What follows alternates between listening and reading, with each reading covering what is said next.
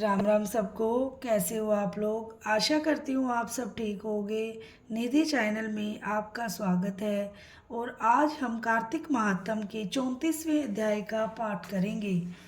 और वीडियो को पूरा देखें। चैनल को लाइक और सब्सक्राइब करना बिल्कुल ना भूलें जो भी नए हैं। और अगर आपको अच्छा लगे तो शेयर भी ज़रूर करें। तो चलो अध्याय प्रारंभ करते हैं।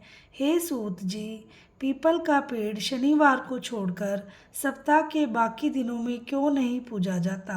सूत जी ने कहा, समुद्र का मंथन करने से जो रत्न देवताओं को मिले उनमें से देवताओं ने लक्ष्मी और कौस्तुभ मणि भगवान को विष्णु को दे दी। विष्णु भगवान जब श्री लक्ष्मी जी से विवाह करने के लिए तैयार हुए तो लक्ष्मी जी ने कहा, हे प्रभु, जब तक मेरी बड़ी बहन का ब्याह नहीं हो जाता आप मुझ छोटी बहन से ब्याह कैसे कर सकते हैं? इसीलिए आप पहले मेरी बड़ी बहन का ब्याह करा दीजिए, बाद में मुझसे ब्याह कीजिएगा, क्योंकि यह प्राचीन नियम है। सूत जी बोले।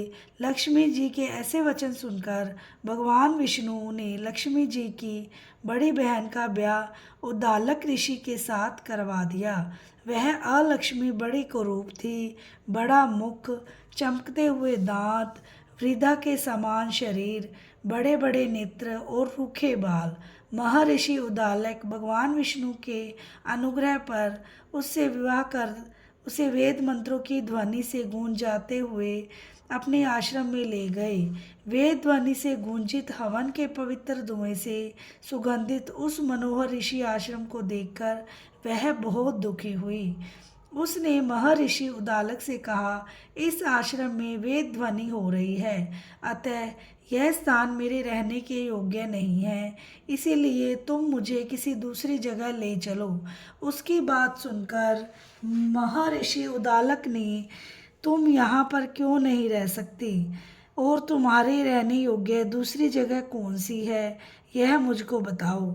अलक्ष्मी ने कहा, जहाँ पर वेद की ध्वनि होती है, अतिथियों का सत्कार होता हो, यज्ञ आदि होते हों, उस स्थान पर मैं नहीं रह सकती। जहाँ पति पत्नी आपस में प्यारे हों, पितरों के नियमित यज्ञ होते हों, देवताओं का पूजन होता हो, वहाँ पर मैं नहीं रह सकती। जहाँ पर दिन रात पति पत्नी लड़ते हों और जहाँ से अतिथि लोग सदा निराश होकर लौटते हों और जहाँ पर पूज्य वृद्धों, सत्य पुरुषों तथा मित्रों का अनादर होता हो और जहाँ दुराचारी चोर पर स्त्रीगामी प्राणी रहते हैं, जहाँ पर गौओं का वध, मद्यपान, ब्रह्म हत्या आदि पाप होते हैं, वहाँ पर मैं प्रसन्नता पूर्वक निवास करती हूँ। सूत जी ने कहा। इस प्रकार अलक्ष्मी के वचन सुनकर उद्दालक का मन मलिन हो गया। वह इस बात को सुनकर चुप रह गए। थोड़ी देर तक चुप रहने के बाद उन्होंने कहा कि अच्छा, तुम्हारे लिए ऐसा ही स्थान खोजूंगा, अतः मैं जब तक तुम्हारे लिए ऐसा स्थान ढूंढ कर न लाऊं तब तक तुम इस पीपल के नीचे छुपकर चुपचाप बैठी रहो।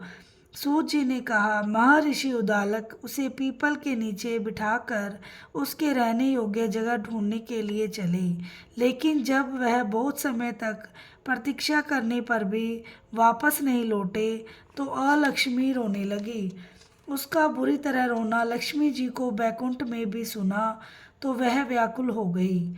उन्होंने दुखी होकर भगवान विष्णु से कहा, हे प्रभु, मेरी बड़ी बहन अलक्ष्मी पति के त्याग देने से अत्यंत दुखी हो गई है। हे नाथ, यदि आपकी मैं प्रिय पत्नी हूँ तो आप उसे आश्वासन देने के लिए उसके पास चलिए। पत्नी की प्रार्थना सुनकर कृपा सिंधु भगवान लक्ष्मी जी को साथ लेकर उस पीपल के पास गए जहाँ पर वह रो रही थी।